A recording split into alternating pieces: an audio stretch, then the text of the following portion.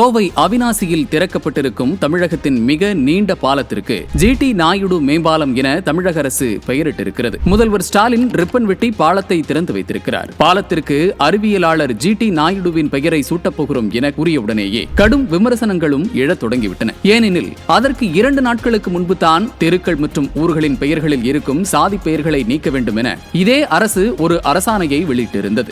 சாதிகளின் பெயரை களையச் சொன்னவர்களே புதிதாக கட்டப்பட்ட மேம்பாலத்திற்கு ஜி.டி. நாயுடு பாலம் என பெயரிட்டதுதான் பிரச்சனை. பெயர்களுக்கு பின்னால் சாதியை சேர்த்துக் கொள்ளாமல் இருப்பது தமிழகத்தின் பெருமை. இன்றைக்கு தமிழ் சமூகத்தில் பெரும்பாலானோர் தங்களின் பெயருக்கு பின்னால் சாதியை போட்டுக் கொள்வதில்லை. சாதிய வெறி ஊறிப் போயிருப்பவர்கள் கூட தங்களின் பெயருக்கு பின்னால் வெளிப்படையாக சாதியின் பெயரை போட்டுக்கொள்ள வெட்கப்படுவார்கள். இந்த நிலையை எட்ட தமிழகம் சமூக ரீதியாக நீண்ட நெடிய பயணத்தை மேற்கொண்டிருக்கிறது. மேலும் இதுகுறித்து விடுதலை சிறுத்தைகள் கட்சி தலைவர் திருமாவளவன் செய்தியாளர்களை சந்தித்து பேசுகையில், கடந்த காலங்களில் சாதி அடிப்படையில் பல தலைவர்களின் பெயர்கள் புழக்கத்திற்கு வந்த நிலை பெற்றுவிட்டன. ஆனால் அதன் மூலம் அவர்கள் சாதி பார்த்தார்கள் என்று பொருள் கொள்ள முடியாது.